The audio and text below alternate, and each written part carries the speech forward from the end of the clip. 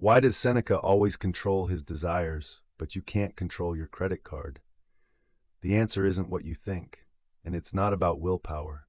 I remember sitting in my apartment, staring at a credit card statement that my stomach dropped. I thought the card was just a tool. But Seneca, exiled by Emperor Claudius, wrote something that changed how I see every swipe. It is not the man who has too little, but the man who craves more, that is poor. That craving, that's the trap. Seneca understood something modern psychology just confirmed. Our brains are wired for instant gratification. A 2018 study in Nature Neuroscience showed that the mere sight of a credit card logo activates the brain's reward center, the same area triggered by cocaine.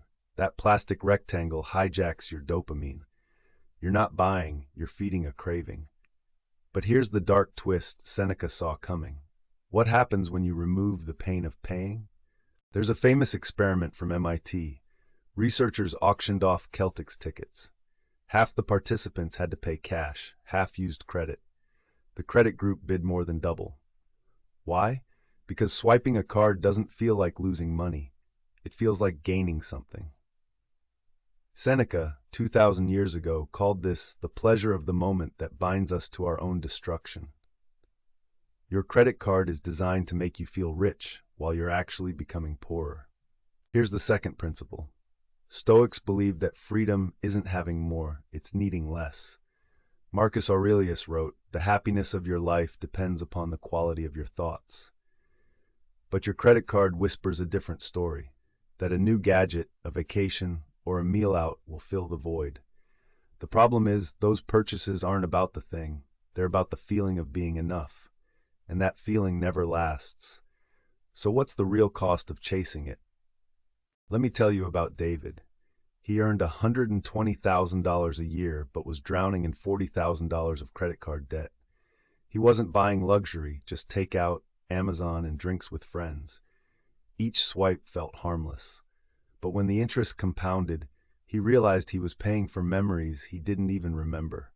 Seneca said, "Poverty is not a curse, but the man who thinks it is." David didn't need more money. He needed to stop believing the lie that spending equals living. Now the deepest insight. Your credit card isn't just a financial tool. It's a mirror. It reflects your relationship with uncertainty. Epictetus taught that we suffer not from events, but from our judgments about them.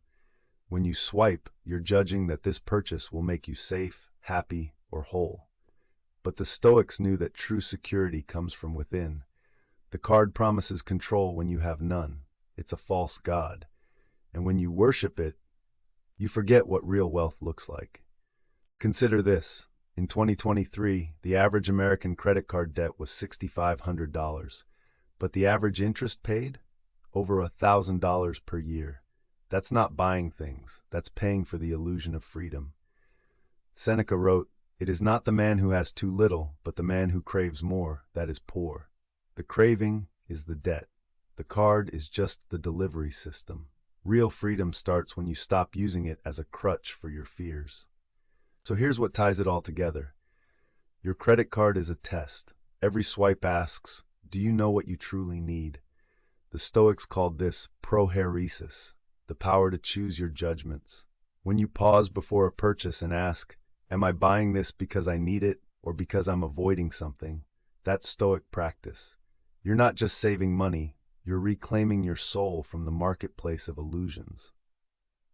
Without this awareness, people spend their lives in a quiet panic. They chase promotions to pay off cards, then reward themselves with more spending. It's a hamster wheel with no exit. I've seen marriages break, dreams deferred, and people age into resentment, all because they treated a piece of plastic as a solution instead of a mirror. The cost isn't just money, it's the life you could have lived. Here's the one truth I want you to remember. Your credit card doesn't make you poor. Your belief that you need it does. Seneca said, "We are more often frightened than hurt.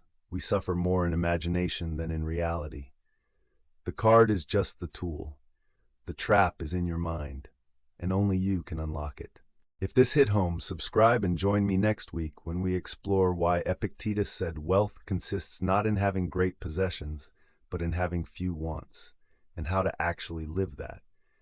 Until then, pause before you swipe, follow for timeless wisdom that actually works today.